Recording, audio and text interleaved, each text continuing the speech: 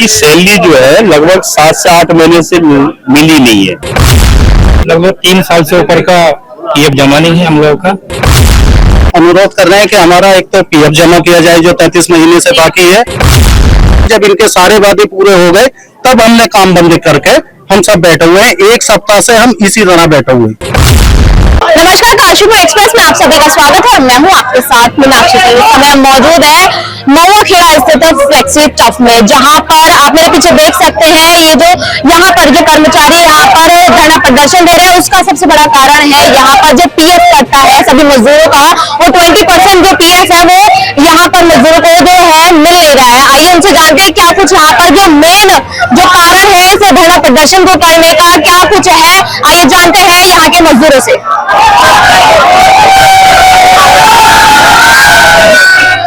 क्या कारण है फ्लेक्सी टफ जो कंपनी है वहाँ पर आप धरना प्रदर्शन दे रहे हैं, क्या कारण है उसका? ये जितने भी इम्प्लॉयज है ना बहुत मेहनत से इम्प्लॉयज हैं और 2009 से फैक्ट्री चल रही है, लेकिन क्या है ना कि इनकी सैलरी जो है लगभग 7 से 8 महीने से मिली नहीं है और लगभग 3 वर्ष से इनका पीएफ जमा नहीं हुआ। तो ये जो इम्प्लॉयज है सभी पीएफ और सैलरी के लिए ही मालिक से मांग कर रहे हैं कि हमको मिल जाए। मालिक आए भी थे जून में और उन्होंने बातचीत की है। उन्होंने बोले कि हमारी फाइनेंशियल स्थिति सही नहीं है, कंपनी बहुत बड़ी है, मालिक बहुत अच्छे हैं, सबका मेहनत ध्यान रखते हैं, लेकिन 6 से 8 महीने हो गए अभी किसी को वेतन नहीं मिला है और न ही इनका पीएफ जमा किया है। इसीलिए क्या कहना चाहेंगे आज जो धरना प्रदर्शन यहाँ पर आपकी फैक्ट्री के द्वारा किया जा रहा है? यहाँ पे लगभग 3 साल से ऊपर का पीएफ जमा नहीं है हम लोगों का और 4 से 5 महीने की सैलरी नहीं मिली है, तो हम लोग अपना कैसे खर्च करेंगे।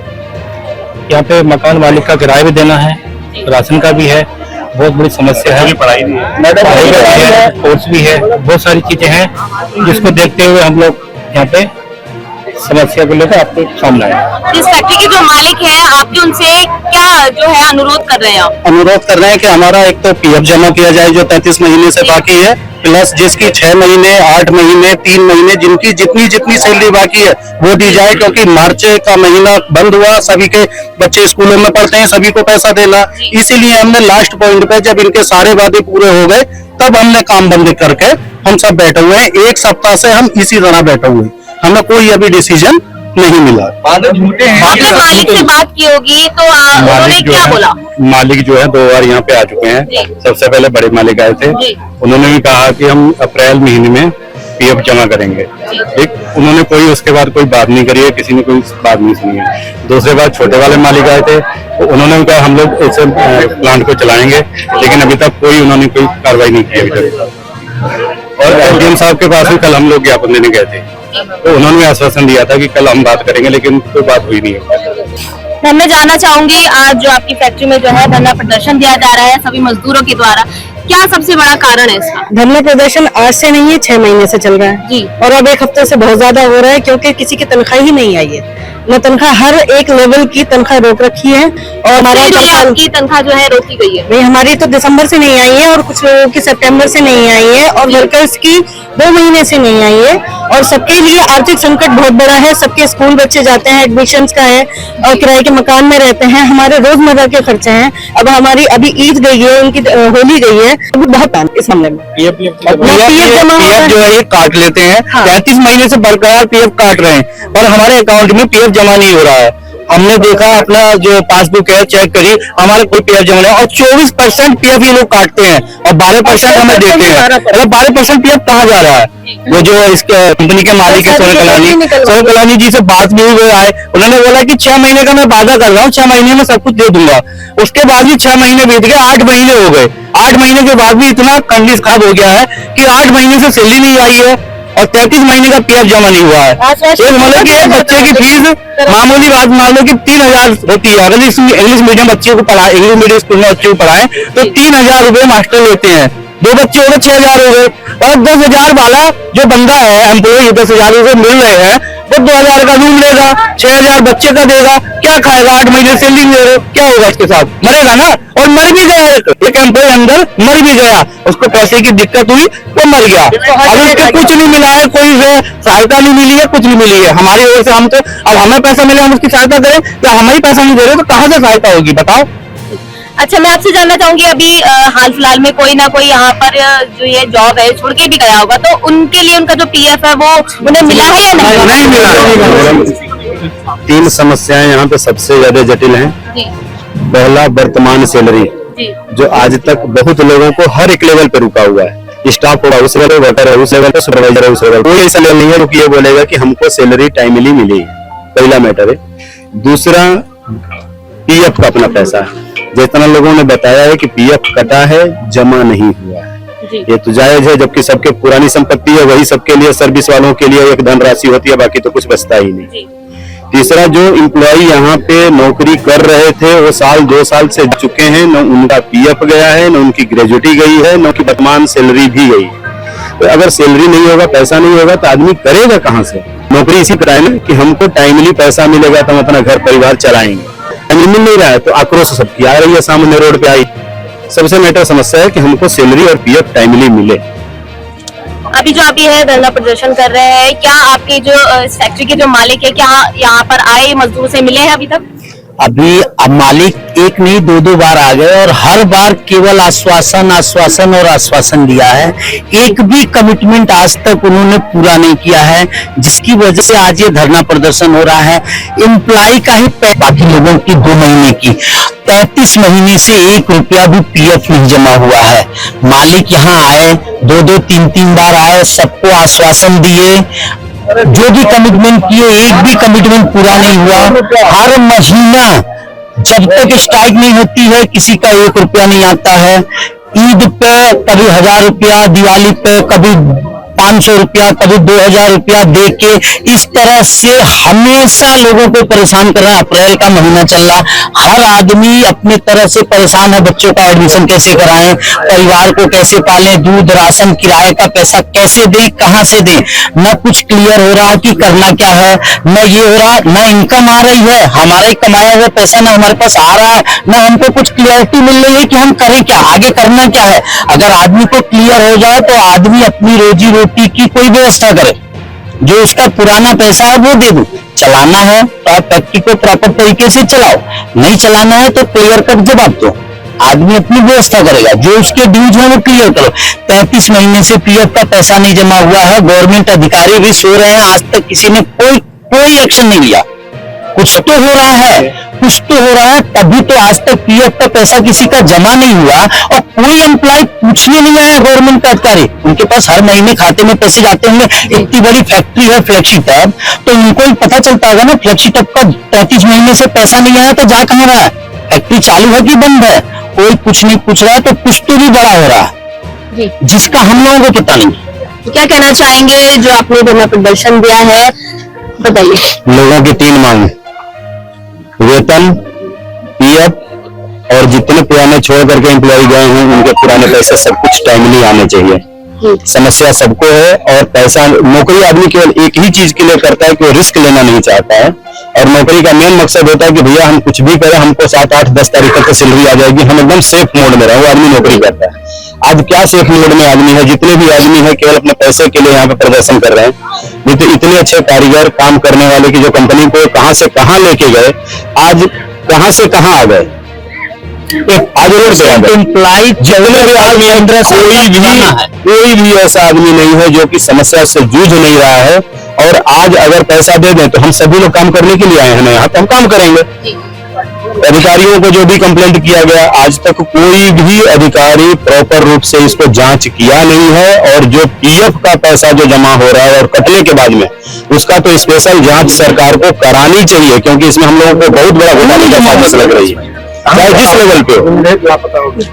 ठीक है, मैं कहना चाहूंगी यहाँ पर जो अभी धरना प्रदर्शन दे रहे हैं, आप जो फैक्ट्री के जो मालिक है, क्या आपसे उन्होंने बात करी? हाँ, सौरभ करानी जी आए, उन्होंने बात भी करी, पर बात करने का कुछ नतीजा नहीं निकला। वो आया के विश्वास दिला गए कि मैं 6 महीने में जमा कर दूंगा, 3 महीने में जमा कर दूंगा।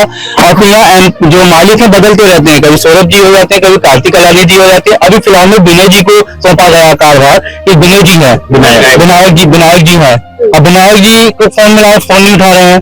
आप इस तरीके से 33 महीने का पीएफ जो एम्प्लॉय के अकाउंट से कट गया है, वो पीएफ ऑफिस में जमा नहीं हुआ, इन लोगों ने जमा नहीं किया, तो वो गया कहाँ? हमारे अकाउंट से तो कट रहा है ना बराबर, हमें मिल नहीं रहा है। सैलरी 8 महीने की हो गई है, सैलरी नहीं मिल रही है, तो कहाँ जाए? बच्चों को कैसे पढ़ाएं? किसी का राशन का है, किसी का किराया, कमरे का किराया कहाँ से दें? तो 10,000 रुपए आदमी कमा रहा है एम्प्लॉई, वो कहाँ से खर्चा करेगा? उसके 10,000 या 6,000 के बच्चे को दे देगा, फीस में 2 बच्चे हुए तो एक बच्चे होती ना, तो 2,000 राशन कहाँ से करेगा अपना गुजारा? तो हमारा यही है कि हमें हमारा पैसा मिल जाए, पीएफ मिल जाए, तभी हम यहाँ धरने से हटेंगे, ना तो हम नहीं हटेंगे। जब से हमने धरना प्रदर्शन शुरू करा है, हमारे जितने भी सीनियर अधिकारी हैं अभी आराम से सब एसी में अपने घरों में सो रहे हैं। किसी ने भी आके हमें 7 दिन में नहीं पूछा क्या क्या दिक्कत है, बताइए तो सोल्यूशन होता है, कुछ नहीं पूछा। अभी भी एक भी अधिकारी हमारे सीनियर कोई निकल के नहीं आया, अभी फैक्ट्री नहीं आए, सारे के सारे गायब। यहाँ पे जो है आपने जो धरना प्रदर्शन में क्या फैक्ट्री में काम हो रहा है? नहीं बंद है, हमको काम तब तक नहीं, जो फैक्ट्री में काम है हमारे को 7 दिन हो गए, 7 दिन हो चुके हैं, हमारे कोई कार्रवाई हमारे यूनिटेड का पता नहीं है कहाँ है, कोई आश्वासन नहीं, कुछ नहीं। अभी परसों दिन जब काम बंद हुआ था, एक परसों दिन जो काम बंद हुआ था, सभी लड़कों ने प्रदर्शन किया था। प्रदर्शन करने के बाद में यहाँ से लड़के गए थे एसडीएम साहब यहाँ, तो उस दिन शाम को मैटर आया कि 2-1 दिन के अंदर वेजेज आ जाएगी और उसके 2-1 दिन के बाद में, मतलब आज कल में आ जानी चाहिए सैलरी। लेकिन उसके बावजूद भी आज तीसरा दिन हो गया, अभी तक भी कोई भी निष्कर्ष उसका नहीं आया कि हो रहा है कि नहीं हो रहा है। तो ये भी तो आश्वासन का ही एक प्रकार है कि आश्वासन दे दिए, शांत हो जाओ, फिर बैठो। आज अगर मिलता तो कोई रहता क्या यहाँ पे?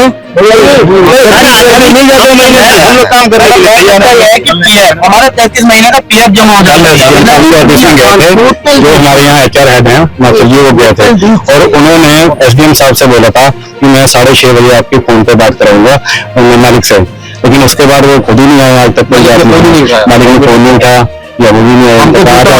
15 को पीएफ आ जाएगा अप्रैल को, अगर पीएफ वाली बात तो वो करते ही नहीं है अभी तक सैलरी वाली बात रखते हैं पहले कि सैलरी पीएफ है कब से नहीं मिल रहा है? वो 3 साल से उसके बाद 24% करता है, हमारा ही करता है वो, और हम ही नहीं दे रहे हो, और हमारा हर मंथ काट रहे हैं वो 24%। आपने पहले कभी कोई इसके ऊपर ऑब्जेक्शन उठाया? बहुत बार हुआ मैडम, यहाँ के हर मंथ हड़ताल होती थी और सैलरी आ जाती थी, और फिर उसके बाद सब लोग अपना अपना काम करने लग जाते थे, और उसके बाद ऐसे ही चलता रहेगा 6 महीने चल रहा है। बहुत धन्यवाद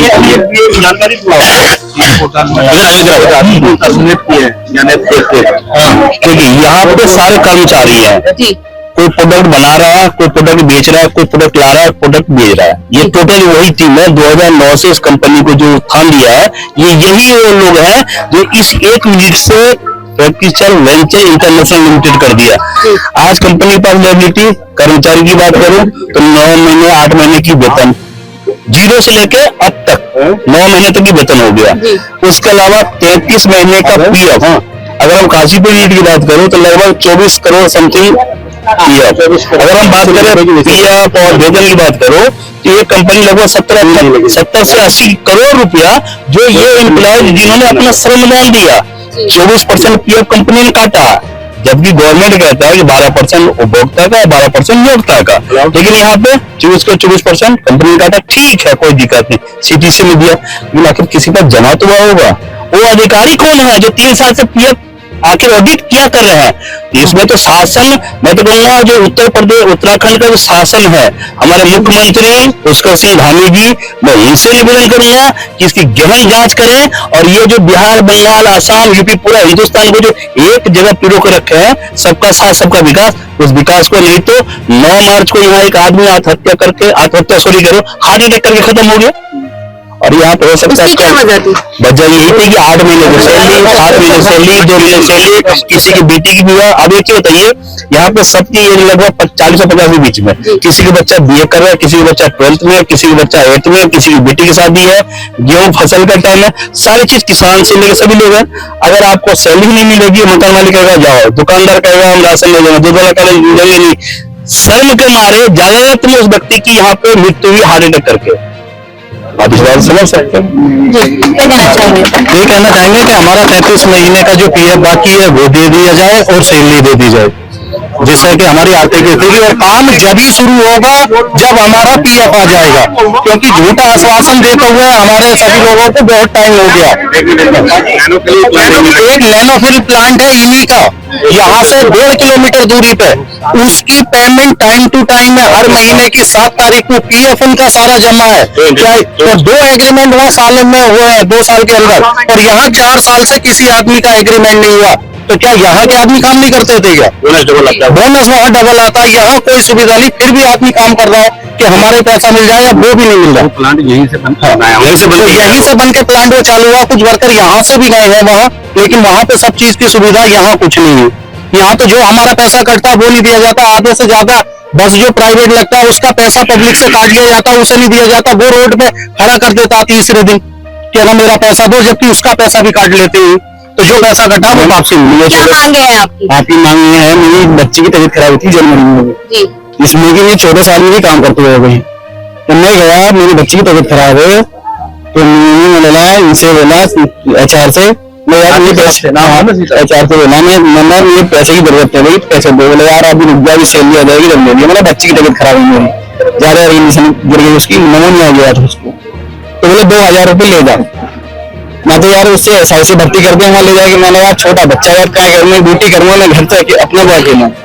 तो मैंने 80,000 की बाइक 40,000 में बेची है, मजबूरी में। ऐसा हो रहा है, अत्याचार हो रहा है बिल्कुल सरासर यहाँ पर वर्कर के साथ। आपने जो कहा था कि पीएफ ऑफिस में कंप्लेन नहीं करते, हमारे एक साथ में स्टाफ में था ज्ञानेश सक्सेना, उन्होंने कंप्लेन करी, उन्हें बाहर कर दिया, कंपनी से ही निकाल दिया। तो इसका मतलब जब कंप्लेन करने प्रशासन में जा रहे हैं तो वहां का भी कोई आदमी इन्वॉल्व है जो इन्हें खबर दे देता है, उसी का नाम देके उसे बाहर करा देते हैं। इसीलिए सब लोग एक होकर आप कर रहे हैं, क्योंकि एक एक करके तो ये हिसाब मुझे देना शुरू कर देते हैं। ये ज्ञानेश है जियो में उनका हिसाब हुआ है, सभी को मालूम है, सबको मालूम। उन्होंने पीएफ की कंप्लेन करी थी, हिसाब हो गया। तो जो अभी तक छोड़ के चले गए उनका 2-2 साल हो गए, ना ग्रेजुएटी मिली है, ना पीएफ मिला, ना उनका वेतन मिला। जी हाँ, आपने जैसे कि जाना कि यहाँ के जो एम्प्लॉयज हैं, जो यहाँ पर वर्कर है, वो काम करते हैं, उनका 3 साल से है, उनका पीएफ नहीं मिला है। साथ ही साथ उनकी जो सैलरी है वो भी टाइम पर नहीं दी जाती है, कभी 2000 तो कभी 1000 तो कभी 500 रुपए। तो यहाँ के जो वर्कर्स है उनकी यही मांगे है कि उनका जो पीएफ है वो समय से मिल जाए, साथ ही साथ जो सैलरी है उनकी टाइम पर मिल जाए। ऐसी तमाम खबरों के लिए जुड़े रहे काशीपुर एक्सप्रेस में। धन्यवाद।